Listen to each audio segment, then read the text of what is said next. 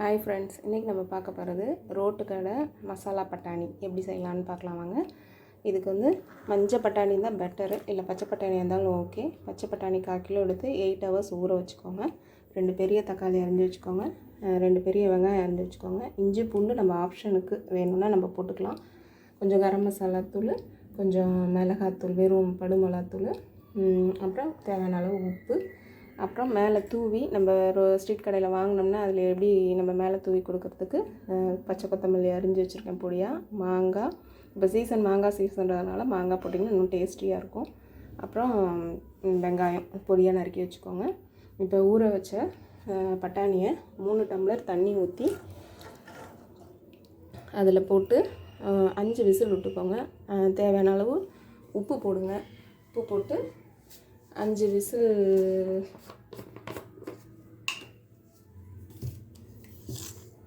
பட்டாணிக்கு தேவையான அளவு உப்பு போட்டுக்கோங்க, ரொம்ப போட்டுறாதீங்க. 3.5 டம்ளர் தண்ணி ஊற்றிக்கோங்க. 5 விசில் விட்டு ஸ்டாப் பண்ணி வச்சுக்கோங்க. தண்ணியை வடிகட்டாதீங்க, அந்த தண்ணி தான் டேஸ்ட்டே நம்மளுக்கு. நான் இப்போ வேக வச்சு காட்டுறேன் பாருங்கள். குக்கர் 5 சவுண்டு வந்துருச்சு. அது வெயிட் விடுற வரைக்கும் அதுக்கு முன்னாடி நம்ம என்ன பண்ணுவோம், அடுப்பில் வானலியை வச்சு கொஞ்சம் எண்ணெய் கொஞ்சமாக ஊற்றிக்கோங்க. ஒரு 2 ஸ்பூன் 3 ஸ்பூன் எண்ணெய் ஊற்றி காஞ்ச பிறகு இந்த இஞ்சி போடலாம், பூண்டு போடலாம், நம்ம இஷ்டம், அது ஆப்ஷன் சொல்லிட்டேன். நான் வெறும் இஞ்சி ஒண்டி தான் போட்டுக்கிறேன், பூண்டு போடலை. அது போட்டுட்டால் உங்களுக்கு குருமா டேஸ்ட் வந்துடும், அதனால் நான் அது போடலை. இதோ எண்ணெய் காஞ்சிருச்சு. இப்போ வெங்காயம்,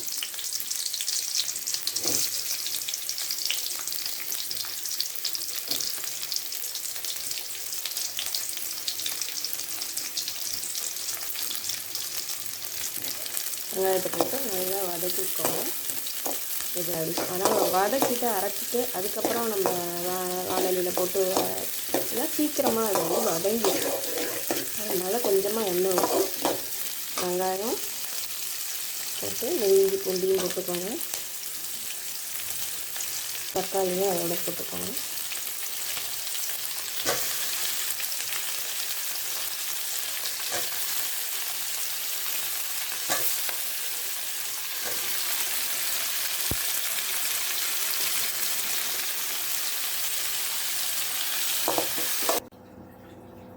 இப்போ பார்த்திங்கன்னா வெந்துருச்சு. வெந்து எடுத்து வச்சுருக்கேன் பாருங்கள். அதில் அப்படி கரெக்டாக 5 சவுண்டு விடுங்க, அப்போ தான் அந்த பதம் வரும். இந்த அமுக்குன்னு நல்லா இதுவாக இருக்குது பாருங்கள், பசையாக வந்துருக்கு. இன்னும் ஒரு எக்ஸ்ட்ரா ஒரு சவுண்டு விட்டாலும் உங்களுக்கு குழஞ்சி போயிடும். இல்லை கம்மியாக விட்டாலும் நறுக்குங்கும், அந்த டேஸ்ட் வராது. அது தண்ணியோடு எடுத்து வச்சுக்கோங்க. அந்த தண்ணி தான் நம்மளுக்கு டேஸ்ட்டு, வாசனை. இதை எடுத்து வச்சுட்டு கொஞ்சம் எல்லாத்தையும் எடுத்து வச்சுட்டு ஒரு கால் அளவு எடுத்து இந்த மாதிரி மசிச்சு வச்சுக்கோங்க. அதை அப்போ தான் திக்னஸ் கிடைக்கும் நம்மளுக்கு. ஏன்னா நல்லா வெந்ததுனால ஈஸியாக அது மசிஞ்சிடும். நான் அடுத்தது இப்போ நம்ம அதுக்கு முன்னாடி வதக்கி வச்சுருந்தோம்ல வெங்காயம் தக்காளி, அதை போட்டு மிக்சியில் நல்லா மையாக அரைச்சிக்கணும். தண்ணி விடாமல் அரைச்சிக்கோங்க, அப்போ தான் சீக்கிரமாக வதங்கும் நம்மளுக்கு. அரைச்சிட்டு அதுக்கப்புறம் அதை வானலியில் போட்டு வதக்கிட்டு அதில் பட்டாணியை போடணும். முதல்ல நான் அரைச்சி காட்டுறேன். பார்த்திங்கன்னா அதை நல்லா அரைச்சி மசிச்சு வச்சுருக்கேன். தண்ணி ஊற்றாதீங்க. தண்ணி ஊற்றுனா அப்புறம் சுண்டுறதுக்கோ, இல்லை தண்ணி அப்படியே வேணும்னா கூட நம்ம இந்த பட்டாணியில் இருக்க தண்ணியை கொஞ்சம் எடுத்துக்கோங்க. திருப்பி நம்ம இந்த வதக்கில் எண்ணெய் சேர்த்துவானோ எண்ணெய் ஊற்றிக்கோங்க. ஒரு 3 ஸ்பூனு எண்ணெய் ஊற்றிக்கோங்க.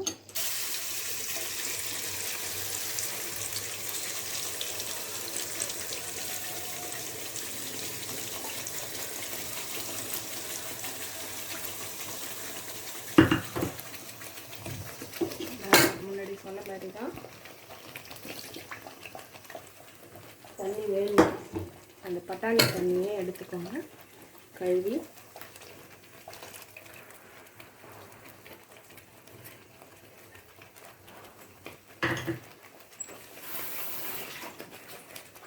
இதை போட்டு சிம்மில் வச்சு நல்லா கிளறி விடுங்க.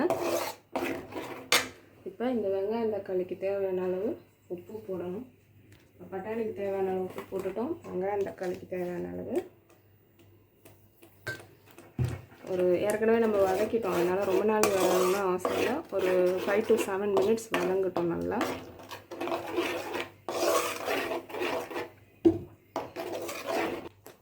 இப்போ 5 to 7 மினிட்ஸ் ஆயிடுச்சு. இப்போ நம்ம எடுத்து வச்சுருக்கிற கரம் மசாலா,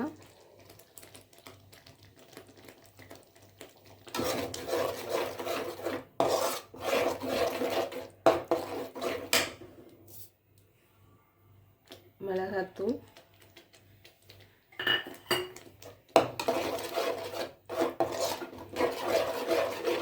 இதெல்லாம் போட்டுட்டு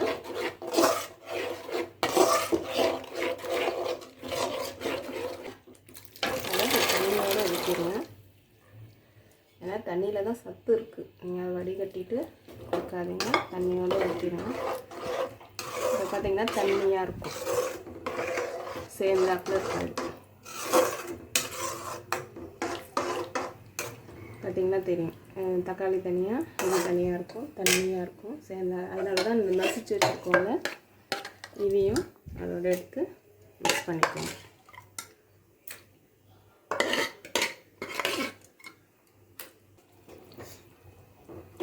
சேர்ந்தாப்பில் வந்துடும். ஒரு 5 மினிட்ஸ் கொதிக்க வச்சுட்டு நீங்கள் ஃபைனலாக கொஞ்சோண்டு, அது அவங்கவுங்க டேஸ்ட்டுக்கு நம்ம போடுறது தான், சர்க்கரை கொஞ்சோண்டு ஜீனி போட்டுக்கோங்க. ஆனால் அது வந்து இனிப்பு, புளிப்பு, உரப்பு எல்லாத்தையும் தூக்கி விட ரொம்ப வேணும். ஒரு 1/2 ஸ்பூன் போட்டுக்கோங்க, ஆட் பண்ணிக்கோங்க. ஒரு 5 மினிட்ஸ் கொதிக்க வச்சு அடுப்பை நிறுத்திட வேண்டியது. பாருங்கள், 5 மினிட்ஸ் கொதிக்க வச்சோன்னே அந்த திக்னஸ், இந்த ஸ்ட்ரீட் கடையில் பார்த்தீங்கன்னா தெரியும். அந்த பார்த்தீங்களா, அப்படியே திக்காக பட்டாணியும் இதுவும் சேர்ந்து நம்ம கிரேவி மாரி இருக்குது. கொஞ்சம் ஆனியன் கார்னிஷ் பண்ணி நீங்கள் கொடுத்து பாருங்கள். கொஞ்சம் கொத்தமல்லி, கொரியாண்டர் லீவ், கொஞ்சம் மாங்காய், கேரட் வேணுனாலும் நம்ம தூவிக்கலாம், அது நம்ம ஆப்ஷன் தான்.